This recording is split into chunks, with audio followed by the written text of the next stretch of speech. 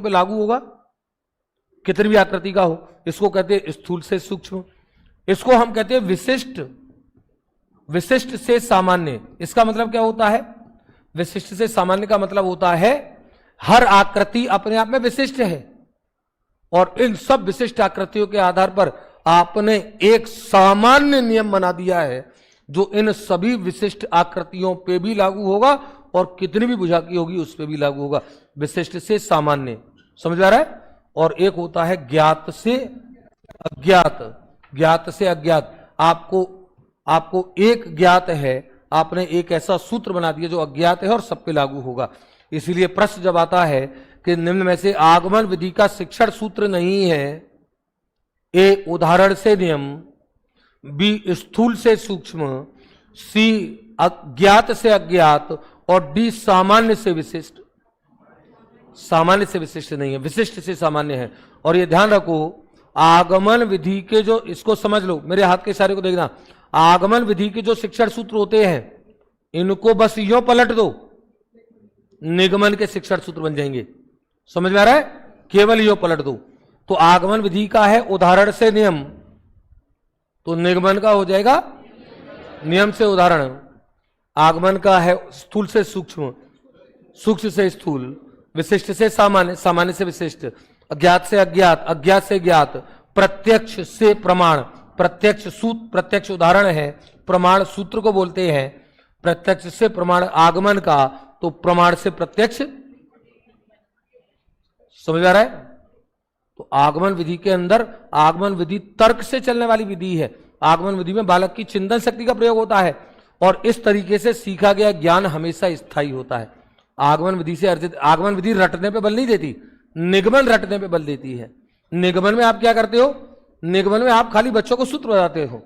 प्रश्न आ गया, देखो निगमन, ये तो आगमन थी। निगमन क्या है? प्रश्न आ गया कि 20 भुजाओं के एक बहुभुज के अंतःकोणों का योग, अंतःकोणों का योग बच्चा क्या करेगा? अब शिक्षक सिखाएगा, चूंकि अंतःकोणों का योग होता है n-2 गुणा 180, 20 - 2 गुणा 180, यानी कि 18 गुणा 180, और 18 गुणा 180, 18 का वर्ग होता है 324, 3240 डिग्री। अब आप ये 3240 डिग्री मान तो निकाल लिया बच्चे ने, पर निकाला कैसे? एक सूत्र आपने उसको बता दिया। ये सूत्र कहां से आया बच्चे को कोई पता नहीं। निगमन विधि सूत्र में मान रख करके समस्या समाधान कराती है, वो सूत्र कहां से आया ये पता नहीं, रटा देती है सूत्र को। इसीलिए निगमन विधि रटने पर आधारित होती है, आगमन विधि सूत्र की स्थापना की ओर जाती है। बात समझ आ रही है? ये ध्यान रखेंगे। मानसिक शक्तियों का तर्क चिंतन का विकास किसमें होगा? आगमन में कि निगमन में? आगमन में। प्रश्न जैसे आ गया, प्रश्न आ गया कि किसी वृत्त की त्रिज्या 7 सेमी है, उसका क्षेत्रफल क्या होगा? अध्यापक ने सूत्र रटा दिया, क्षेत्रफल बराबर πr²। ये कहां से आया? कोई मतलब नहीं, कोई बताया नहीं, बच्चा केवल मान रख रहा है 22/7, r², 7 × 7, 7 से 7 कट जाएगा, 7 दूनी 14, 7 दूनी 14 और 1 15, 154 सेंटीमीटर स्क्वायर। बच्चा मान निकाल करके खुश हो रहा है, पर यह सूत्र कहां से आया कोई पता नहीं। निगमन विधि रटने पर बल देती है, सूत्र की सहायता से मान निकालने पर बल देती है।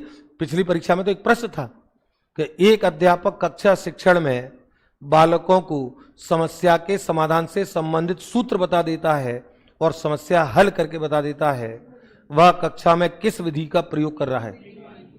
तो सूत्र बता दिया और समस्या हल कर रहा है तो।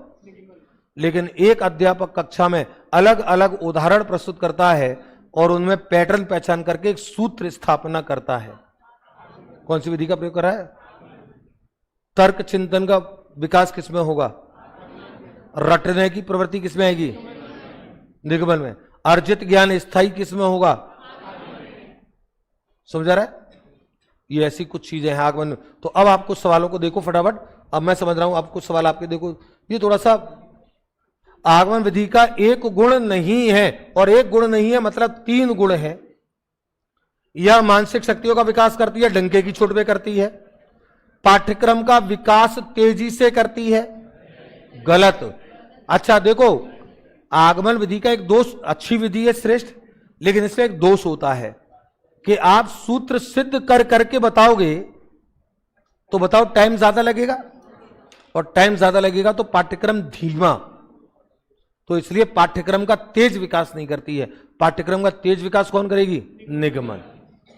तो पाठ्यक्रम का तेज विकास नहीं करती है। इस विधि से अर्जित ज्ञान स्थायी होता है, बिल्कुल सही है। प्राथमिक स्तर के विद्यार्थियों के लिए श्रेष्ठ विधि है। छोटी कक्षा के विद्यार्थियों को पढ़ाने के लिए प्राथमिक उच्च प्राथमिक सबसे बेस्ट विधि मानी जाती है आगमन।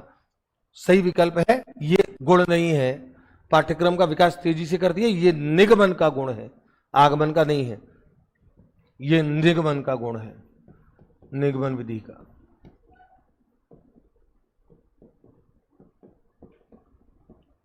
बताओ, आज के सेशन में कई सारे टॉपिक हमने समेटे हैं। उपयोगी सेशन आज का रहा। शिक्षण विधियों को अधिकांश समेटा है। अरे हां के ना? आप लोगों के चेहरे खुश दिखते हैं तो मुझे भी अच्छा लगता है। आप लोगों के अंदर कॉन्फिडेंस आता है तो मुझे भी अच्छा लगता है। परीक्षा में ये कॉन्फिडेंस है जब आपके सवाल सही होंगे और उस समय आप मुझे या अन्य शिक्षकों को भी धन्यवाद दे रहे होंगे, तब अच्छा लगता है कि हाँ चलो हम। और एक शिक्षक का पढ़ाने का मूल्यांकन यही है कि उसके बच्चे, उसके स्टूडेंट परीक्षा में सवाल हल कर करके आए सही। और मैं आपको पक्का बता रहा हूं, जब आप रीट दे रहे होगे ये सारी चीजें, सारे जो कॉन्सेप्ट जो मैंने आपको बताए हैं, लिटरली आपको उस समय परीक्षा से कनेक्ट होंगे। आपको काफी ज्यादा हेल्प इससे मिलेगी। चले अगला प्रश्न देखो फटाफट। अगला प्रश्न क्या है? निगमन विधि का एक दोष नहीं है। निगमन विधि का एक दोष नहीं है। यह रटने पर बल देती है, यह दोष है।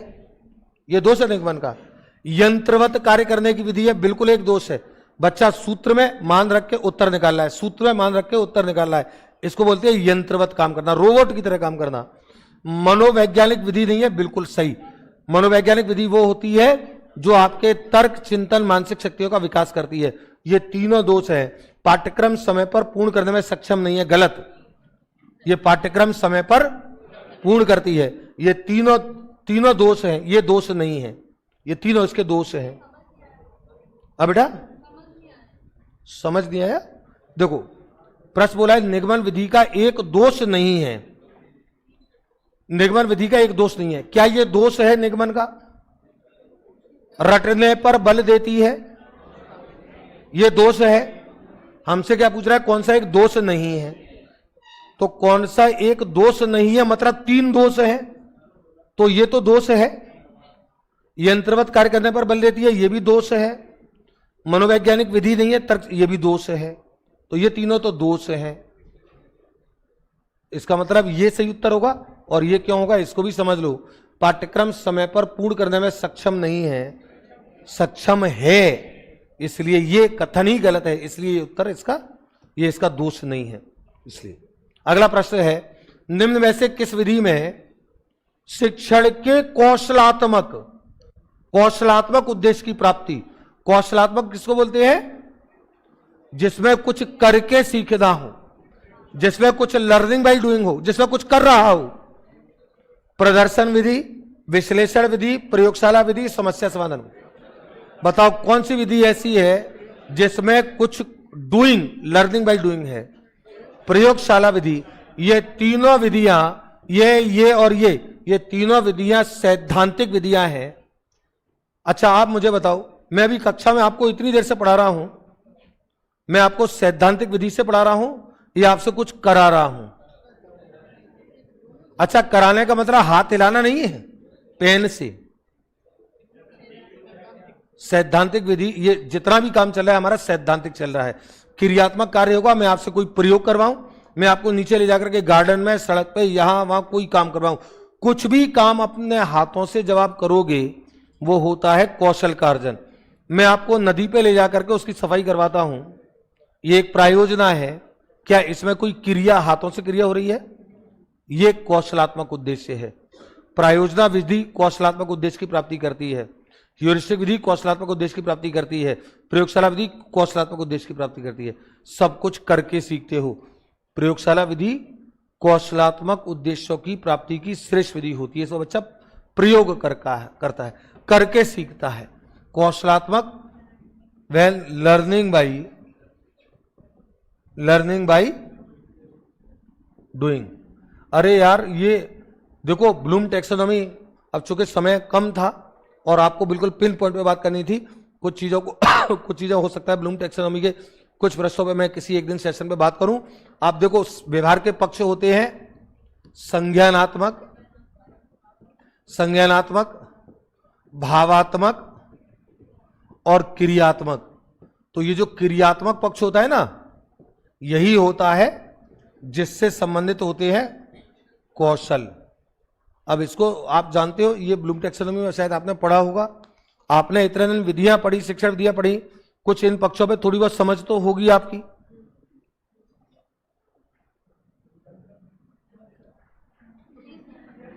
अच्छा ऐस, क्योंकि मुझे मालूम है कि आपकी, मैं ध्यान रखो मैं साइकोलॉजी का टीचर हूं, 2 मिनट में आंखें देख करके पढ़ लेता हूं। जब आप उल्लू सा चेहरा देखते हो तो मुझे समझ आ जाता है कि आपके अंदर वो चीज को लेकर आत्मविश्वास नहीं है। आत्मविश्वास होता है तो बच्चा तुरंत कॉन्फिडेंस से बोलता है कि हाँ सर पूछो, है ना। थोड़ा सा आप अपने ऊपर ये ध्यान दो। मेरी जितने भी डांट आपको अलग अलग चीजों को लेकर के लग रही है, ये आपके सोचने का विषय और रीट में और आगे तक आपको कामयाब यही चीजें कराएंगी। एक अध्यापक सच में वो होता है जो बच्चों को उनकी निरंतर कमियों का एहसास कराए और उसके समाधान के भी उपाय बताए। केवल कमियां बताना उपाय नहीं है, समाधान के भी उपाय बताए। तो इन चीजों पे ध्यान दो। जहां जहां पे मैंने आपको टोका है उन बिंदुओं को ध्यान रखना और आगामी परीक्षा में उन पे थोड़ा सा काम करना। बेटा सिलेक्शन सब लेना है, अपने घरों को छोड़ छोड़ करके 4-4, 5-5 महीने से इन कमरों में बैठने के लिए आए हो कि सिलेक्शन के लिए आए हो? अपने गांव जाओगे तो ये बताओगे कि 5 महीने बैठ के आ गया बेंच पे, नहीं, सिलेक्शन बताना है। समझ आ रहा है? तो मैंने जो जो कमियां बताता हूं, देखो संज्ञानात्मक पक्ष होता है जो आपके सीखने बौद्धिक क्षमताओं से संबंधित होता है।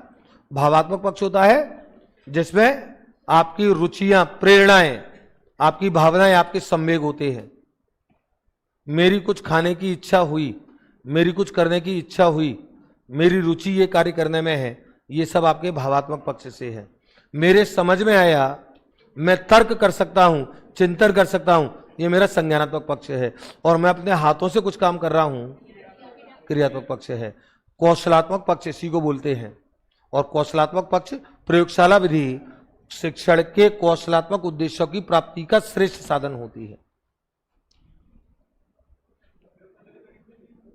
प्रयोगशाला विधि के कोई प्रतिपादक नहीं है, कोई प्रतिपादक नहीं है। कुछ विधियां ऐसी हैं जो इतनी परंपरागत है कि उनका कोई प्रतिपादक नहीं है। और ध्यान रखो प्राय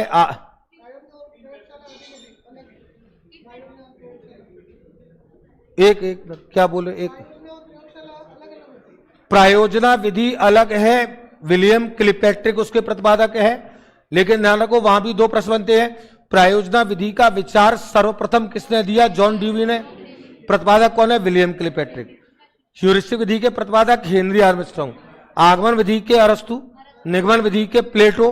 कुछ जगह आपको अरस्तु भी मिलेंगे लेकिन प्लेटो है। मैंने पिछली बार क्लास में, अपनी ऑफलाइन क्लास में इसको क्लियर भी किया था।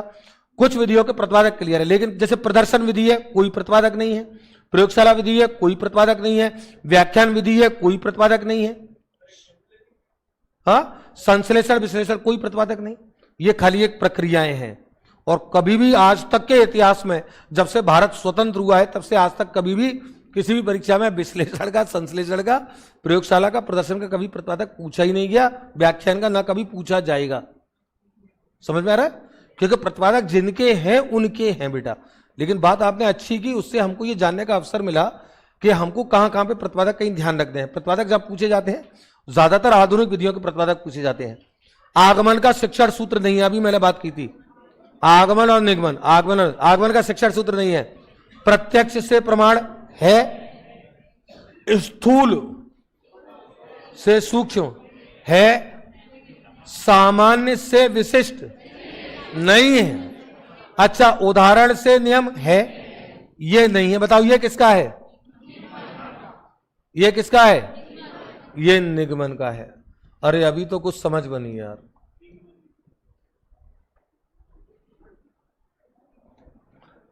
दीदी हंस रही है, समझ में आया अच्छे से? अगला प्रश्न देखो एक बार। आगमन विधि का एक सोपान नहीं हो सकता। सुनो, इस प्रश्न का उत्तर अपनी नॉलेज के साथ साथ अपने लक्षणों से भी देना है। और देखो एक बार कैसे, विभिन्न उदाहरणों की प्रस्तुति करना, अलग अलग उदाहरण प्रस्तुत किए जाते हैं, उदाहरणों को निरीक्षण करना और पैटर्न देखना, सामान्यीकरण जनरलाइजेशन करना। जनरलाइजेशन मतलब देखो, अच्छा एक बात बताओ, एक चुटकुला सुनो, एक चुटकुला सुनो देखो उसको बताना कि क्या इसमें आगमन करा। जनरलाइजेशन, जनरलाइजेशन सामान्यीकरण आगमन का आधार होता है। कैसे? एक लड़के से उसके बाप, एक लड़के का रिजल्ट आया, उसके बापू ने उससे पूछा कि भाई तेरे रिजल्ट का क्या हुआ? उसने कहा पापा आपको पता है दिल्ली में एक ऑटो चालक है, उसके बेटे ने आईआईटी की परीक्षा टॉप की है इंडिया में। तो बापू ने कहा कि मेरे को उससे क्या मतलब, तू अपने रिजल्ट की बता। उसने कहा पापा बंबई में एक ऑटो चालक है, उसके बेटे ने मेडिकल की परीक्षा टॉप की। तो बापू ने कहा यार मेरे को क्यों बता रहा है? तो उसने कहा कि अपना रिजल्ट का बता। कि पापा बेंगलोर में एक ऑटो चालक है और उसके बेटे ने आईएएस टॉप किया है। तो अब बापू ने उसमें एक थप्पड़ मारा, उसका तू अपना रिजल्ट तो बता। कि बापू मैं फेल हो गया हूं, पर मेरे समझ में आ गया अगर मैं ऑटो चालक का बेटा होता तो मैं टॉप कर जाता। अब आप सुनो, ये चुटकुला नहीं है, मेरी बात सुनो। मैंने कहा कि मेरा हर चुटकुला किसी कॉन्सेप्ट से जुड़ा होता है। बताओ ये बच्चा कर क्या रहा है? ये बच्चा एक घटना, दूसरी घटना, तीसरी घटना के अंदर समान पैटर्न पहचान करके एक जनरलाइजेशन कर रहा है कि टॉपर होने के लिए बापू का ऑटो चालक होना जरूरी है। इसको कहते हैं सामान्यीकरण। और वो जो नियम बना रहा है ये है आगमन। समझ में आया? आगमन का एक आधार होता है सामान्यीकरण। ये भी है, ये भी है, ये भी है। अब देखो लक्षणों से कैसे आएगा? सूत्र का ज्ञान कराकर समस्या हल करना, ये आगमन का नहीं है। बताओ ये किसका है? गुड। इसका मतलब आपके लक्षण भी सही हो चले। अच्छी, मुझे खुशी हो रही है कि अगर आप सच में समझ से वहां तक पहुंच पा रहे हो तो मुझे इस बात की बड़ी खुशी कि सूत्र का ज्ञान करा करके समस्या हल करा रहा है, मतलब सीधे सीधे निगमन पे जा रहा है। वो समझ गए ऑटो चालक में सामान्य। अच्छा देखो, चलो एक बात छोड़ो, हमारे उदयपुर में जैसे कोई एक व्यक्ति आए, उस व्यक्ति बाहर का कोई व्यक्ति, उसको उदयपुर का कोई एक व्यक्ति मिले और उससे वो कुछ पूछे कि भाई साहब ये रास्ता कहां कैसे जाता, वो आदमी उसकी काफी हेल्प करे, उसको रास्ता बताए। फिर वो दूसरे दिन किसी काम से जा रहा है, फिर उदयपुर में किसी व्यक्ति से उसने कुछ पूछा, उसने भी उसकी बड़ी हेल्प की, बड़े कोऑपरेटिव तरीके से। तीसरी घटना भी उसके साथ ये हुई, चौथी घटना भी उसके साथ हुई। वो उदयपुर के 4 आदमियों से समान अनुभव लेकर के गया और अपने गांव जाकर के कहता है कि उदयपुर के आदमी बहुत अच्छे होते हैं। बताओ ये आदमी कर क्या रहा है?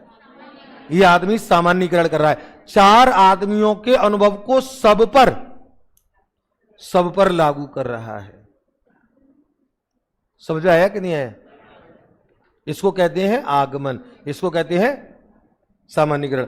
मैं बच्चों को कभी कभी, प्रियंका को शायद याद आ जाएगा, मैं कई बार बच्चों को बड़ी इंटरेस्ट, देखो आगमन का एक और तरीका मैं आपको बताऊं। नहीं पैसे देने नहीं है, क्या ये पैसा देने की खातिर नहीं है पैसा। अरे मैं आपको एक प्रयोग करके बता रहा हूं, आपको हंसी आएगी। मैं आपको आगमन करके बता रहा हूं। चलो देखो एक प्रक्रिया मैं आपको बता रहा हूं, और जो कैमरे में बच्चे वो भी ध्यान से देखना। देखो कभी आप पुरुषों को, अच्छा मैंने ये जो एग्जाम्पल जब बनाया था ना, ये एग्जाम्पल आपको भारत की किसी पुस्तक में और उसमें नहीं मिलेगा किसी में भी। मैंने ये जब एग्जाम्पल बनाया था तब मैंने अपने अनुभवों के आधार पे आगमन किया। आप कभी पुरुषों को, जेंट्स को पैसे गिनते हुए देखना, 99% जेंट्स देखो पैसे ऐसे गिनते हैं, लड़के आदमी ऐसे गिनते हैं, ऐसे देखो ऐसे गिनते हैं। आप देख दो कभी गिनते हुए, ऐसे गिनते हैं, ऐसे है ना। आप कभी महिलाओं को पैसे गिनते हुए देखना, महिलाओं को, महिलाएं देखो पैसे कैसे गिनती है। देखो महिलाएं पैसे देखो ऐसे गिनती है, पर्स से पैसे निकालेंगी और देखो पैसे ऐसे गिनती है।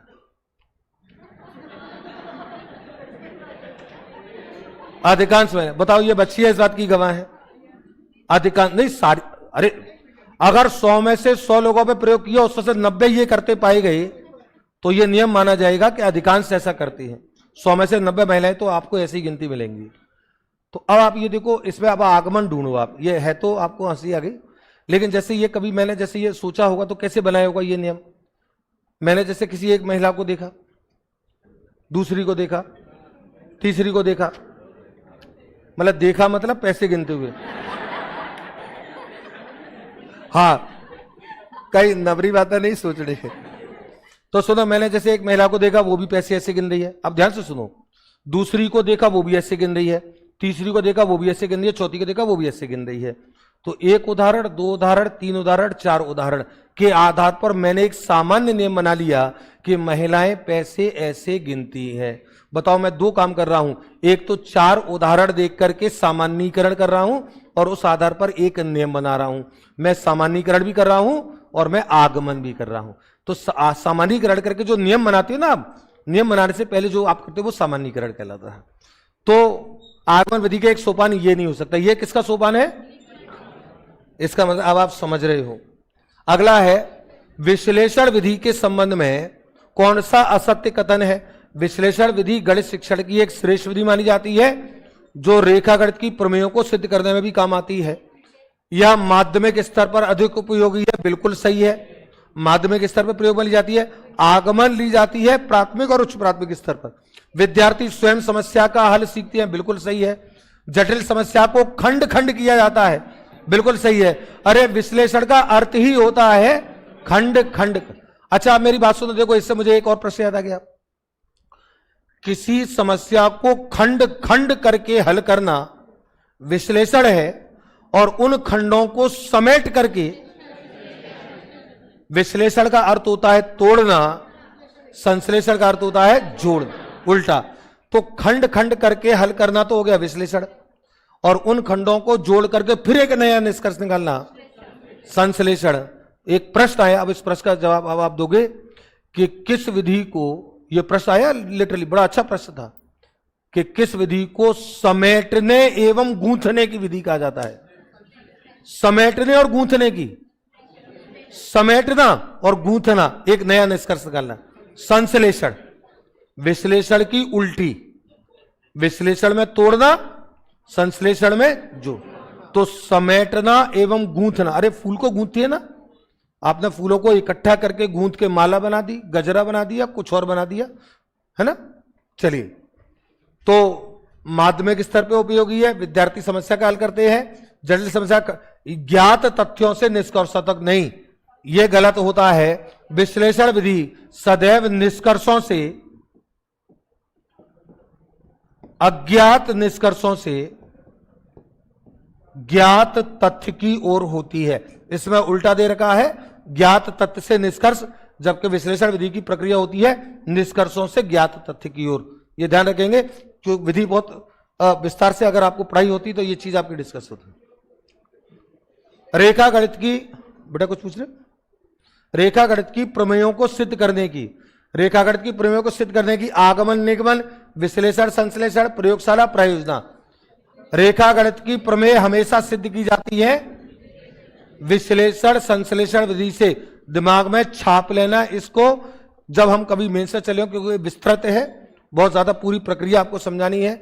आप समझ लो, रेखा गणित की प्रमेय विश्लेषण संश्लेषण विधि से हल की जाती, प्रसिद्ध की जाती है। हल नहीं, प्रमेय हल नहीं होती है, प्रमेय सिद्ध होती है। अगला प्रश्न, विद्यालय में ज्यामिति पढ़ाने के लिए संश्लेषणात्मक विधि का प्रयोग निम्नांकित के पश्चात किया जाना चाहिए? आगमन के पश्चात, संश्लेषण के पश्चात, विश्लेषण के पश्चात, निगमन के पश्चात।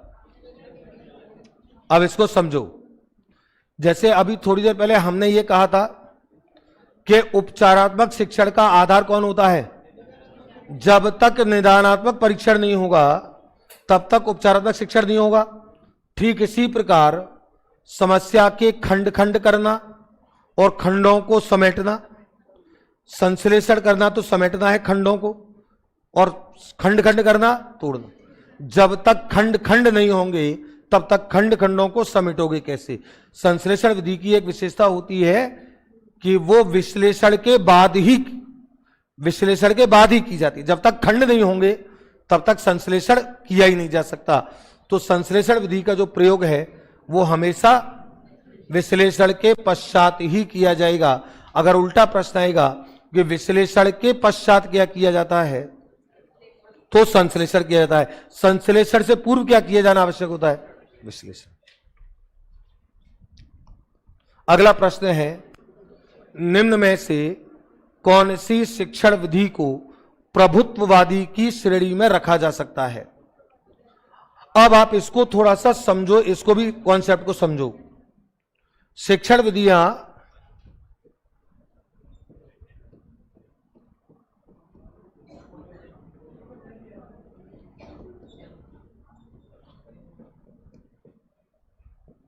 प्रभुत्ववादी और प्रजातांत्रिक या बाल केंद्रित, वैसे 3 प्रकार होते हैं, ध्यान रखो। 3 प्रकारों को कई बार 2 प्रकार में भी समझ लिया जाता है, क्योंकि मुख्य 2 प्रकार हैं। वैसे 3 प्रकार होते हैं, प्रभुत्ववादी विधियां, प्रजातांत्रिक विधियां और हस्तक्षेप रहित विधियां, बाल केंद्रित विधियां। इन दोनों को मिलाकर के कभी कभी साथ पढ़ लेते हैं, ज्यादा फर्क नहीं पड़ता, कॉन्सेप्ट आपको समझ में आएगा। प्रभुत्ववादी विधि होती है, प्रभुत्व का मतलब क्या होता है? प्रभुत्व का मतलब क्या होता है? जिसमें किसी एक व्यक्ति का शासन हो, प्रभुत्व, दादागिरी हो किसी एक की। प्रभुत्ववादी विधियां वे होती हैं जिसमें शिक्षक की दादागिरी होती है। प्रक्रिया का केंद्र कौन होता है? प्रक्रिया का केंद्र शिक्षक होता है। हर वो विधि जिसमें प्रक्रिया का केंद्र शिक्षक हो वो प्रभुत्ववादी विधि कहलाएंगी, और ऐसी विधियां जिसमें प्रक्रिया का केंद्र बालक हो, बालक को कार्य करने की स्वतंत्रता हो, वो हस्तक्षेप रहित कहलाएंगी, बाल केंद्रित कहलाएंगी। तो आप कुछ विधियों का जब आप विश्लेषण करोगे, जैसे निगमन विधि में अध्यापक जैसे जैसे सूत्र बताता है बच्चे उसका पालन करते हैं। व्याख्यान विधि में अध्यापक जो कुछ बताओ, जैसे व्याख्यान विधि चलती है ना, व्याख्यान विधि प्राचीन गुरुकुल में यही व्यवस्था चलती थी, बड़ी क्लासों में भी यही चलता है व्याख्यान विधि का। व्याख्यान विधि में सब कुछ जिम्मा किसका होता है? टीचर का। लेक्चर मेथड में हर चीज लेक्चर देने का, लेक्चर में क्या देना है, बच्चों को क्या पढ़ाना है, कैसे पढ़ाना है, कितना पढ़ाना है, इन सब का निर्धारण कौन करता है? टीचर। लेकिन कुछ विधियां ऐसी होती हैं जिसमें प्रक्रिया का केंद्र बच्चा होता है, बच्चा अपनी समझ से करता है कि उसे क्या क्या करना है। तो यह ध्यान रखो कि प्रभुत्ववादी विधियां इस नाम से आ जाए और एक नाम से और आ जाए शिक्षक केंद्रित विधियां, ये दोनों एक ही मतलब है। प्रभुत्ववादी विधि वे होती हैं जो शिक्षक केंद्रित होती हैं, और बाल केंद्रित विधि जिसको हम बोलेंगे विद्यार्थी केंद्रित। तो कौन कौन सी विधियां होती हैं जो ऐसी हों और ऐसी हों? तो शिक्षक केंद्रित विधियों में आती हैं प्रमुख तौर पर कौन सी विधियां? प्रमुख तौर पर देखो विधियां आती हैं, व्याख्यान विधि, यह शिक्षक केंद्रित होती है। निगमन विधि, यह शिक्षक केंद्रित होती है। प्रदर्शन विधि यह शिक्षक केंद्रित होती है प्रमुख तौर पर। विद्यार्थी केंद्रित विधियों में कौन कौन सी विधियां आती हैं? विद्यार्थी केंद्रित, वैसे तो आगमन में शिक्षक और विद्यार्थी दोनों सक्रिय रहते हैं। विद्यार्थी केंद्रित पूरी तरह विधियों में प्रायोजना विधि,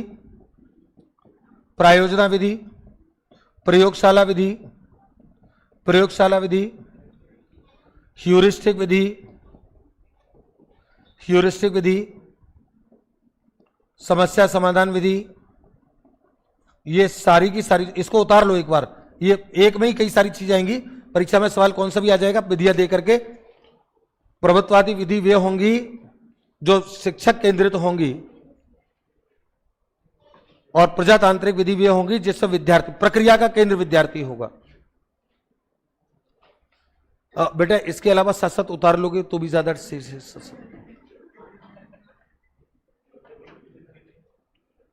नहीं, कोई, मैं समझ रहा हूं आप उस जगह थोड़ा एक स्मार्टनेस दिखाते हैं कि उतार लेंगे बाद में घर उतार लेंगे, ज्यादा बेटर होता है। मैं बच्चों को एक प्रणाली पे हमेशा बल देता हूं, अपने हाथों से लिखना सीखो। हर नोट्स को आप लिखते हो तो लिखते लिखते आपके दिमाग में आधी चीज बैठती है। बेटा आगमन विधि वैसे 3 प्रकार जो बताए थे ना, प्रभुत्ववादी, प्रजातांत्रिक और वो। प्रजातांत्रिक विधि वो होती है जिससे बच्चा भी सक्रिय और अध्यापक भी सक्रिय है। आगमन विधि उसमें आएगी प्रजातांत्रिक। तो अगर बाल केंद्रित में आ जाएगी, जैसे दो भाग बांटेंगे तो उसको बाल केंद्रित में रखेंगे, और 3 भाग बांटेंगे तो प्रजातांत्रिक। मैं एक बार इसको उतारो फिर मैं आपको बताता हूं। आपने अच्छी जगह कनेक्ट किया है, मैं आपको अभी उसको कनेक्ट कर देता हूं, ये भी आपका वो थोड़ा सा दूर हो जाएगा कंफ्यूजन। प्रभुत्ववादी विधियां और बाल केंद्रित या विद्यार्थी केंद्रित विधियां। प्रभुत्ववादी में केंद्र को, अरे बेटा मोबाइल से फोटो की जगह अपने हाथ से एक बार लिख लो। अच्छा, बहुत सारे बच्चों के सिलेक्शन इसलिए भी नहीं हो रहे हैं कि या तो वो छपे छपाए नोट्स पढ़ रहे हैं या कैमरों का प्रयोग कर रहे हैं। जिसका पेन चल रहा है अपनी कॉपी पर, नोटबुक पर, जितना ज्यादा चल रहा है उसका सिलेक्शन उतना ज्यादा आसान होता है। ये लिख लो, ये मेरी सलाह मान लेना आप लोग। प्रक्रिया का केंद्र शिक्षक, प्रक्रिया का केंद्र विद्यार्थी। और अभी उन्होंने जो बात पूछी, बड़ी अच्छी बात पूछी, उसको मैं एक बार क्लियर कर देता हूं, इसको समझ लें। जैसे मैंने अभी बात बोली थी, प्रकार तो 3 होते हैं, एक तीसरा प्रकार और है जो बीच में आएगा, इसको बोलेंगे। तो जब 3 पूरे नाम लेते हैं हम, तो 3 पूरे नाम होते हैं प्रभुत्ववादी, प्रजातांत्रिक और हस्तक्षेप रहित, जिसमें केवल शिक्षक सक्रिय, शिक्षक और विद्यार्थी दोनों सक्रिय, केवल विद्यार्थी सक्रिय, शिक्षक केवल परामर्शदाता। समझ में आया? केवल शिक्षक सक्रिय, विद्यार्थी बिल्कुल निष्क्रिय है। शिक्षक और विद्यार्थी दोनों सक्रिय हैं और विद्यार्थी पूर्ण सक्रिय है, शिक्षक केवल परामर्शदाता है। समझ आया? तो प्रायोजना पूर्णतः विद्यार्थी केंद्रित है, प्रयोगशाला पूर्णतः विद्यार्थी केंद्रित, ह्यूरिस्टिक पूर्णतः विद्यार्थी केंद्रित, समस्या समाधान पूर्णतः विद्यार्थी। इनमें शिक्षक केवल परामर्शदाता है, इनमें पूरा बॉस शिक्षक है। तो उन्होंने पूछा था आगमन, आगमन बीच में प्रजातांत्रिक में आएगी, विश्लेषण बीच में आएगी आगमन इसमें। तो परीक्षा में जनरली जो पूछे जाते हैं वो 2 भागों के आधार पर पूछ लिए जाते हैं, तीसरा विभाजन इतना बारीकी से होता नहीं है। इसलिए आप इन 2 आधार पर देखो, प्रक्रिया का केंद्र शिक्षक कब है और प्रक्रिया का केंद्र विद्यार्थी कब है। अच्छा, ये विधियों का प्रश्न हमारा लास्ट प्रश्न था, ये विधियों का प्रश्न लास्ट, ये शायद आज के पैनल का लास्ट प्रश्न है। यस, अब एक खुला सत्र हम, यस बेटा, क्या बेटा?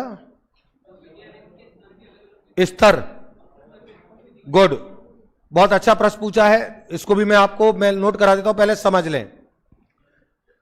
और इनके प्रश्न से मुझे एक बड़ा अच्छा प्रश्न याद आया। प्रश्न था, यह परीक्षा में आया हुआ प्रश्न है कि प्रतिभाशाली विद्यार्थियों के लिए स्तर के हिसाब से भी और बौद्धिक क्षमता के हिसाब से भी प्रतिभाशाली विद्यार्थियों के लिए निम्न में से श्रेष्ठ विधि कौन सी मानी जाती है? 4 विकल्प थे, आगमन, निगमन, विश्लेषण, ह्यूरिस्टिक।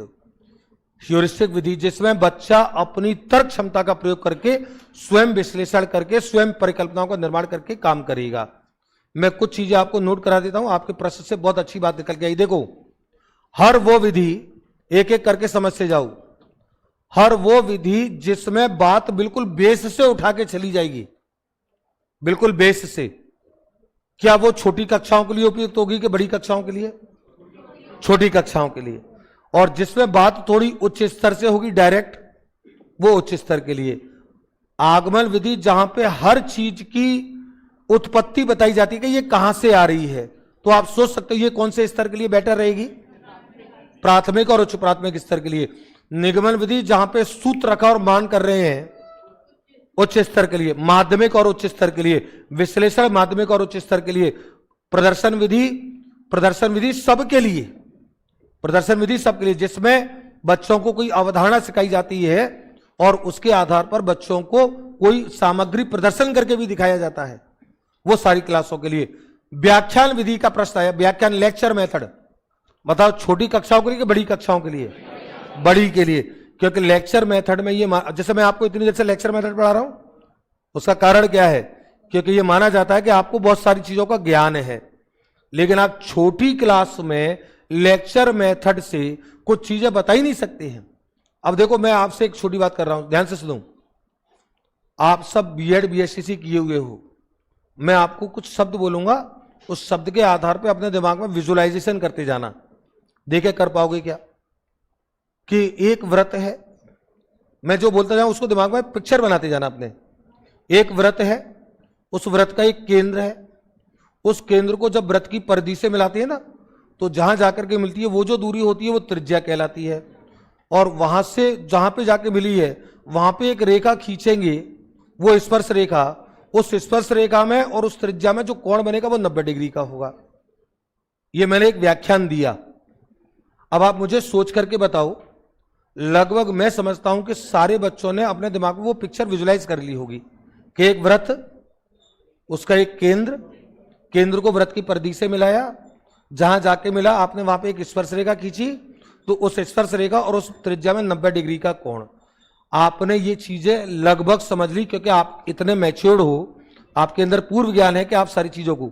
लेकिन कल्पना करो एक अध्यापक 5वीं 6ठी क्लास में है, देखो ध्यान से सुनना, और 5वीं 6ठी क्लास में इसी लेक्चर मेथड से इसी वाक्य को बोल रहा है कि बच्चों सुनो, वो जो व्रत होता है ना व्रत, उस व्रत में बीच में एक वो होता है बिंदु, उस बिंदु को जब अपन यूं मिलाते हैं ना यूं, वो वहां व्रत पे जाकर के मिलता है, तो वहां पे फिर एक रेखा खींचेंगे ना, वहां 90 डिग्री का कोण बनेगा।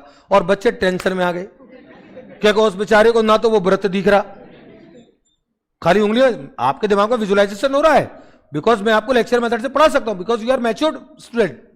तो आपको वहां पे उस स्तर पे आपको प्रदर्शन करके दिखाना पड़ेगा। तो आप बच्चों को बताओगे कि बच्चों देखो ये जो व्रत होता है ना व्रत, इसके बीच में बिल्कुल ठीक बीच में जिसको केंद्र, जिसको केंद्र मान करके कोई एक दूरी लेकर के घुमाएगा, ये केंद्र है। और इस केंद्र को इस व्रत पे कहीं पर भी मिलाते हैं, ये पूरी दूरी त्रिज्या कहलाती है। और जहां जाकर के त्रिज्या मिल रही है, यहां पर अगर एक स्पर्श रेखा खींची जाए तो यहां पर जो कोण बनेगा त्रिज्या और स्पर्श रेखा में, वो हमेशा 90 डिग्री का बनेगा। आपको बच्चों को, छोटी क्लास के बच्चों को प्रदर्शन से दिखाना पड़ेगा। और आप उनको 5वीं 6ठी 7वीं में बच्चों व्रत, वो बीच में होता है ना, बीच में उसको ये मिलाते हैं, वो बेचारा टेंशन में आ गया, ना तो उसको कहीं व्रत दिख रहा ना कुछ दिख रहा। आपको दिख रहा है। लेक्चर मेथड किस क्लास में यूज किया जा सकता है? बड़ी। तो एक बार लिख लो, कुछ चीजें फटाफट लिख लो, 2-4 लाइन। आगमन विधि, आगमन विधि का प्रयोग, आगमन विधि का प्रयोग प्राथमिक तथा उच्च प्राथमिक स्तर पर, प्राथमिक तथा उच्च प्राथमिक स्तर पर, और सुनो, और इसमें एक चीज और जोड़ेंगे। देखो मेरी बात सुनो, एक प्रश्न आया ये भी, बताओ आगमन विधि हर सूत्र कहां से आया, इसकी उत्पत्ति बताएगी। जैसे अपन कई बार कहते हैं कि सर हमको बिल्कुल बेसिक से समझाओ, वो बेसिक से समझाना होता है आगमन, है ना। एक प्रश्न आया कि औसत और पिछड़े विद्यार्थियों के लिए कौन सी विधि श्रेष्ठ रहती है, क्योंकि ये नीचे बेसिक से चलती है, इसीलिए इसमें जोड़ो, उस बात को भी जोड़ो। प्राथमिक तथा उच्च प्राथमिक और औसत एवं पिछड़े विद्यार्थियों के लिए, औसत एवं पिछड़े विद्यार्थियों के लिए अत्यंत उपयुक्त मानी जाती है। पिछड़े एवं औसत कहां रह गए बेटा? मैं आगमन की लिखा रहा हूं बेटा, आगमन, आगमन विधि किसके, आगमन के लिए लिखा, निगमन के लिए लिखा? तो निगमन कहां से आ गया बेटा? हाँ, आगमन विधि प्राथमिक और उच्च प्राथमिक स्तर के लिए, पिछड़े और औसत विद्यार्थियों के लिए उपयुक्त मानी जाती है। अगला लिखो, लाइन चेंज करके, निगमन विधि उच्च कक्षाओं के लिए।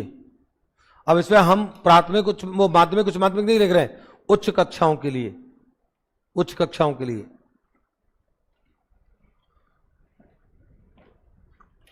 विश्लेषण विधि, मतलब जहां प्रश्न बनेगा वो चीजें हम पकड़ रहे हैं। विश्लेषण विधि माध्यमिक एवं उच्च स्तर की कक्षाओं के लिए, विश्लेषण विधि माध्यमिक एवं उच्च स्तर की कक्षाओं के लिए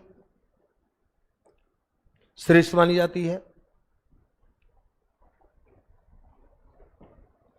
और लाइन चेंज करके लिखो, ये प्रश्न इंपोर्टेंट परीक्षा में कई बार आया, लाइन चेंज करके लिखो, ह्यूरिस्टिक तथा समस्या समाधान विधि, ह्यूरिस्टिक तथा समस्या समाधान विधि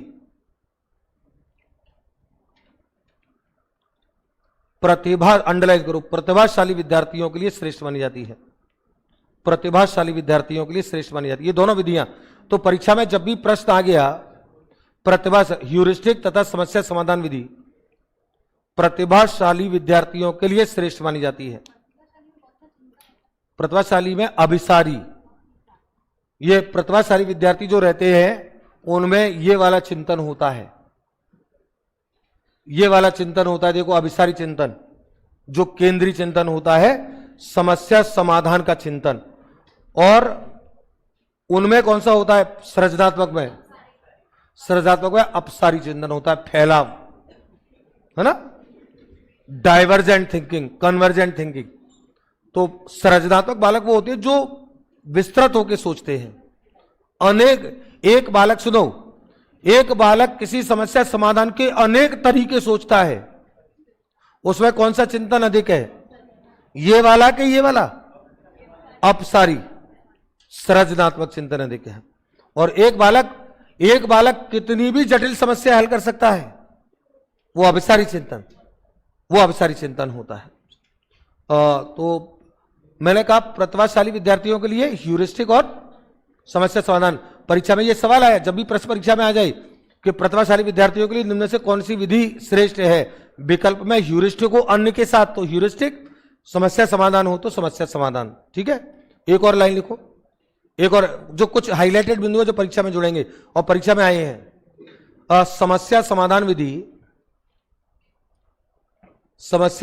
विधि मानसिक शक्तियों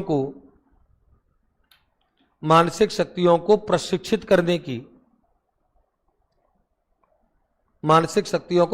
करने की श्रेष्ठतम विधि मानी जाती है। और एक और जो अभी प्रश्न आया था कौशलात्मक, उसका भी लिखो कौशलात्मक वाली।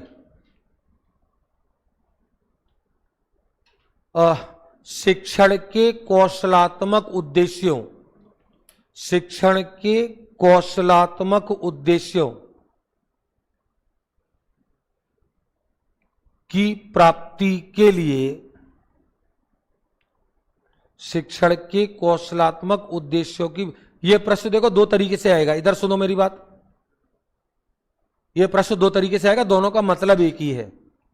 शिक्षण के कौशलात्मक उद्देश्यों की प्राप्ति के लिए श्रेष्ठ विधि कौन सी है, ऐसे आएगा। या यह प्रश्न ऐसे भी आ सकता है कि निम्न में से कौन सी विधि करके सीखने पर, जहां पे करके सीखना है, लर्निंग बाय डूइंग है, वहीं पे कौशल है। तो ये दोनों प्रश्न किसी, अभी दूसरी भाषा को भी लिखा दूंगा। शिक्षण के कौशलात्मक उद्देश्यों की प्राप्ति के लिए कौन कौन सी विधियां इंपॉर्टेंट है, देखो एक तो प्रयोगशाला विधि, एक तो ये कौशलात्मक उद्देश्यों की होती है, कॉमा ह्यूरिस्टिक विधि है ना, प्रायोजना विधि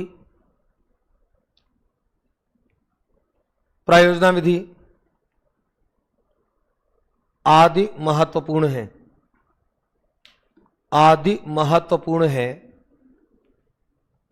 महत्वपूर्ण है। अर्थात ये सभी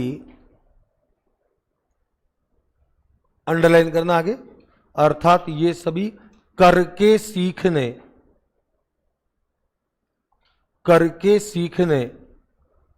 और कोष्टक में अंग्रेजी में लिख लेना लर्निंग बाय डूइंग, करके सीखने यानी कि लर्निंग बाय डूइंग के सिद्धांत पर आधारित होती है, लर्निंग बाय डूइंग के सिद्धांत पर आधारित होती है। अब एक बार मैं आपसे 5 मिनट और चाहूंगा, उसके बाद हमारा ये सेशन एंड होगा। एक बार आप मुझे कुछ बातों पे एक बार चर्चा से जुड़ जाओ। आज हमने कल के मूल्यांकन की विशेषताओं वाले टॉपिक पे कुछ प्रश्न देखे, निबंधात्मक वस्तुनिष्ठ और मूल्यांकन के कुछ अन्य गुणों पे बात की, सीसीई पे बात की, निर्धारणात्मक परीक्षण उपचारात्मक शिक्षण पे बात की, शिक्षण विधियों के कई सारे खंडों पे हमने बात की। मैं समझ रहा हूं कि सारे प्रश्नों का टोटल मिलाकर के पूरा सीन आपके लिए शिक्षण विधियों के काफी सारे खंड पे समझ बनाने में सफल रहा होगा, ऐसा मेरा मानना है। मुझे आप लोग ये बताएंगे कि क्या मैं कितना सही सोच रहा हूं, क्या राय है आप लोगों की। और कई सारे प्रश्नों ने आपको बहुत सारा एक्सप्लेनेशन मैंने दिया, उनको हमने किया। अब मुझे आप ये बताओ, बस एक फीडबैक मुझे ये चाहिए कि हमने आज जैसे प्रश्नों पे आकर के फिर वहां से चर्चाओं को जोड़ा, ये तरीका ज्यादा सही था? ज्यादा चीजों को खींचेगा तो मतलब हम अगले 4 दिन इसी पैटर्न पे चलने वाले हैं। एक बात। दूसरी बात, कल का मेरा सेशन अत्यधिक अत्यधिक महत्वपूर्ण है। महत्वपूर्ण तो सारे ही सेशन है मेरे।